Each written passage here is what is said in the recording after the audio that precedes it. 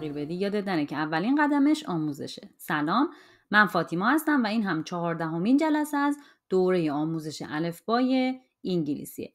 با هم دیگه بریم سراغ درس 14 و حرف 14 از الفبای انگلیسی. این حرفی که توی تصویر بچه‌ها دارین میبینین اسمش اینه N. صدای این حرف اینه N.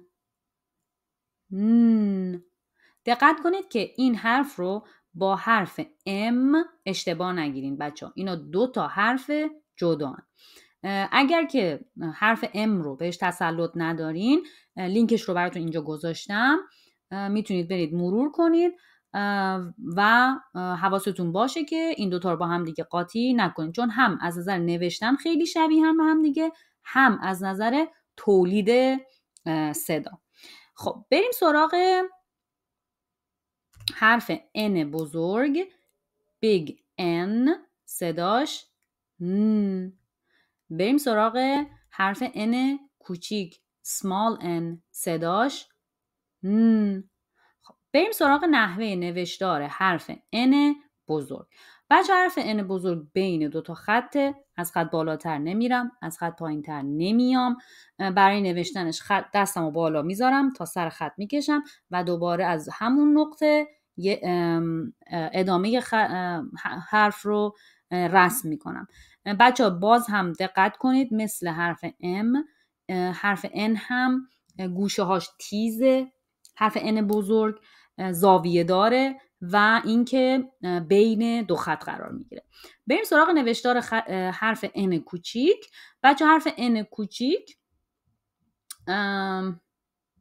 از بین 2 خطه، قدش از N بزرگ کوچیک تره و برخلاف N بزرگ که حالت زاویه دار بود، این هلالیه. خب برای نوشتنش هم خیلی راحت، 1 خط از بالا تا پایین میکشم، دوباره دستمو میبرم بالا و 1 هلال رسم میکنم. بریم سراغ کلماتی که با حرف N شروع میشن. خب کلمه اولی که براتون انتخاب کردم بچه ها اینه لونه پرنده. اگر بخوام به انگلیسی بگم این شکلی میگم nest. بچه این کلمه چون 4 حرفیه، صدا کشیش نمی کنم، فقط بریم سراغ نحوه نوشتارش. ما فعلا کلمات 3 حرفی رو فقط صدا کشی و تمرین می کنیم برای خوندن و نوشتن. خط اول رو اسپل می کنم N E S T، میخونم nest. خط دوم رو اسپل می کنم N E S T، میخونم nest. بریم سراغ کلمه دوم. بچه ها چرت. این الان خوابه، ممکنه با خواب اشتباه بگیریم، ولی برای خوابیدن یه کلمه جدا داریم. اینی که الان اینجا میبینیم بچه چرت زدن. به انگلیسی بخوام بگم این شکلی میگم nap. خب بریم صدا کشی کنیم اپ. 3 صدا شنیدم. بریم سراغ نحوه نوشتارش. دقیقاً از 3 حرفش استفاده کردیم. اسپل میکنم خط اول رو NAP، میخونم nap. خط دوم رو اسپل میکنم NAP، میخونم nap.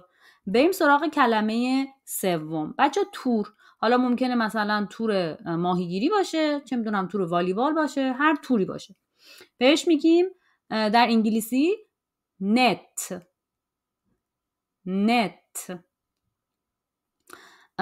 صدا کشی میکنم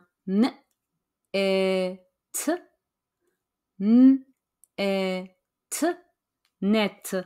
بریم سراغ نحوه نوشتارش. خط اول رو بچه اسپل میکنم NET، میخونم net. خط دوم رو اسپل میکنم NET، میخونم net. خب به پایان این درس رسیدیم بچه ها. دقت کنید حرف N و M بسیار به هم دیگه شبیهن. خیلی تمرین کنید این 2 رو که با هم دیگه قاطی نکنید. مثل B و D اگه یادتون باشه اونم خیلی شبیه بودن. ترجیحمون این بود که خیلی اونا رو تمرین زیاد کنیم که عادت کنیم چه شکلی. اینم دقیقاً به همون صورت به تمرین زیاد نیاز داره. برای نوشتنش هم حتما دقت کنید بچه‌ها. خیلی وقتا زبان آموزا برای نوشتن حرف بزرگ و کوچیکش مخصوصا حرف ام و ان قاطی میکنن اینا رو با هم دیگه. با تمرین درست میشه و جای نگرانی نداره. اگر سوالی چیزی داشتین حتما توی قسمت کامنت ها، پیشنهاد، سوال، هر چیزی توی قسمت کامنت ها برام بنویسین، من حتما سعی میکنم جواب بدم. یادتون نره که تنها راه یادگیری تکرار، تمرین و استمراره. موفق باشین. خدا نگهدار.